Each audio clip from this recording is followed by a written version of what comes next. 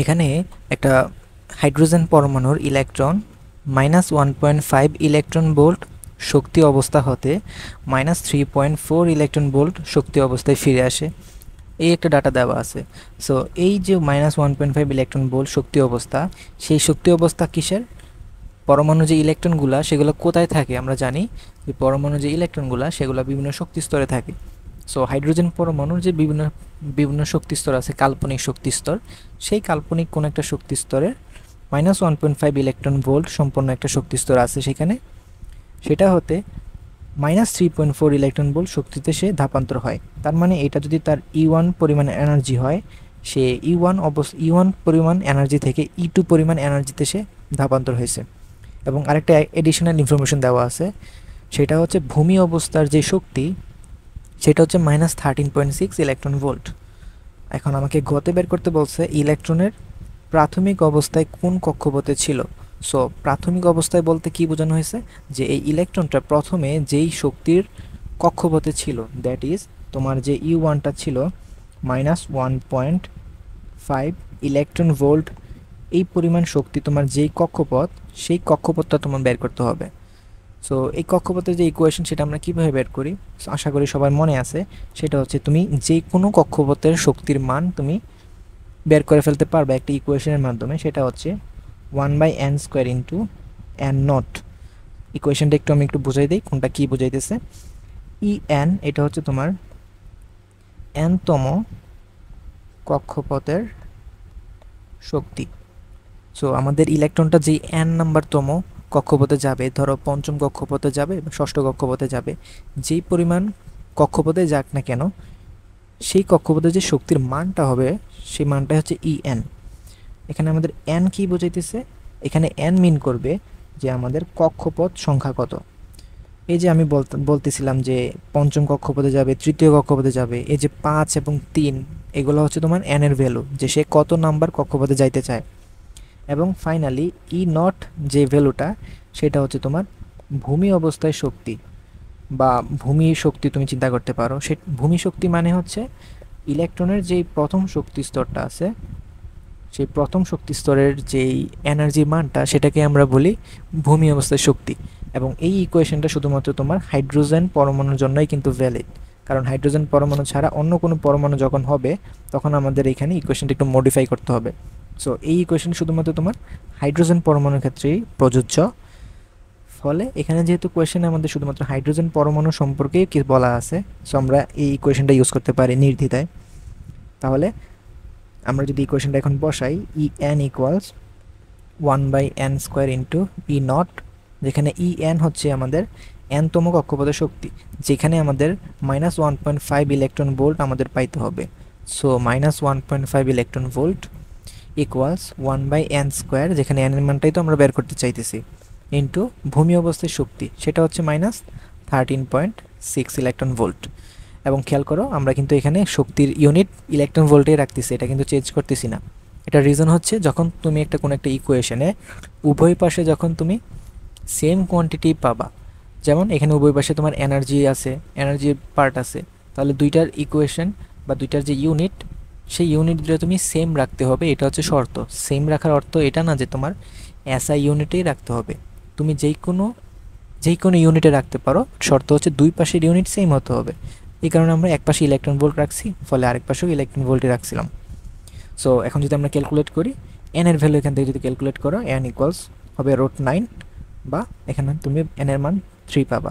তার মানে তোমার প্রথম অবস্থায় ইলেকট্রনটা 3 নম্বর শক্তি স্তরে বসেছিল, হাইড্রোজেনের ক্ষেত্রে হবে এটা।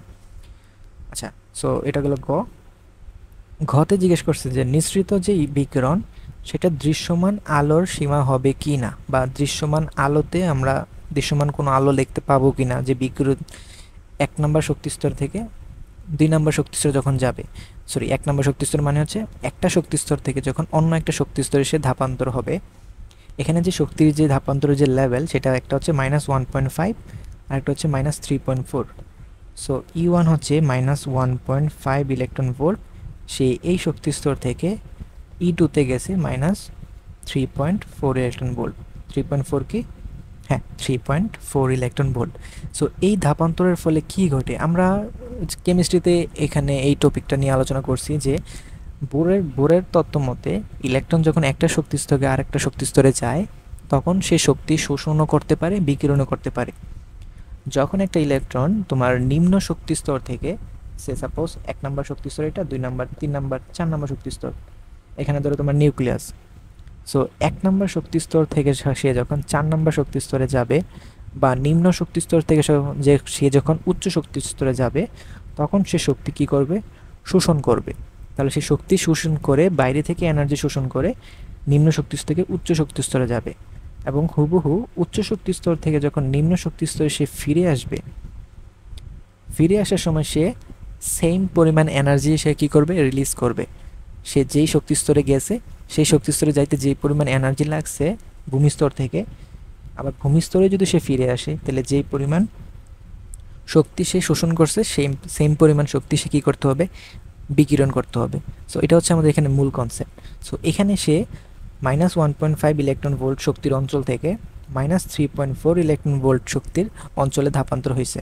তাহলে এখানে শক্তির কী পরিমাণ পরিবর্তন হয়েছে সেটা যদি বের করতে চাই, সেটা হচ্ছে আমাদের initial minus final, E1 minus E2 আমরা করতে পারি। সো E1 এর ভ্যালু হচ্ছে -1.5 ইলেকট্রন ভোল্ট মাইনাস E2 এর ভ্যালু হচ্ছে -3.54 ইলেকট্রন ভোল্ট।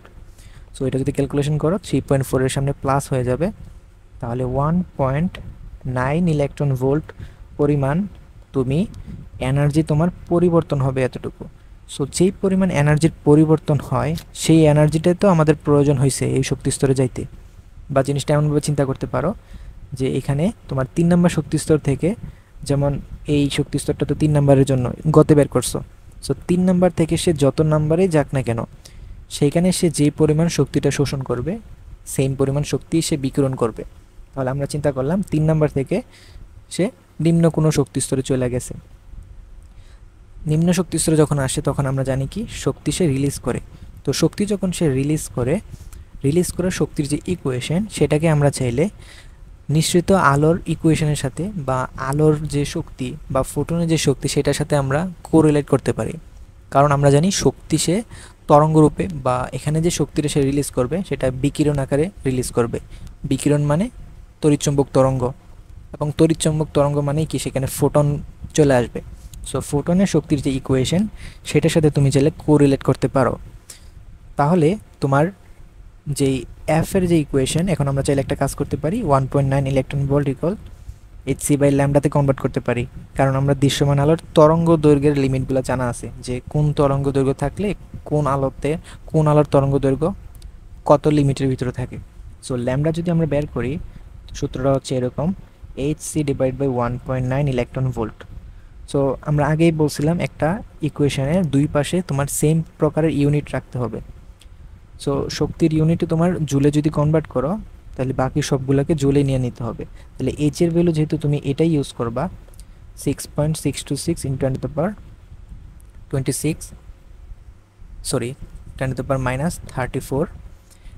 এইচ এর ভ্যালু যেহেতু তুমি এটা ইউজ করবা এবং সি এর ভ্যালু যেহেতু এসআই ইউনিটে ইউজ করবা, তাহলে তোমার ইলেকট্রন ভোল্টটাকেও এসআই ইউনিটেই কনভার্ট করে নিতে হবে।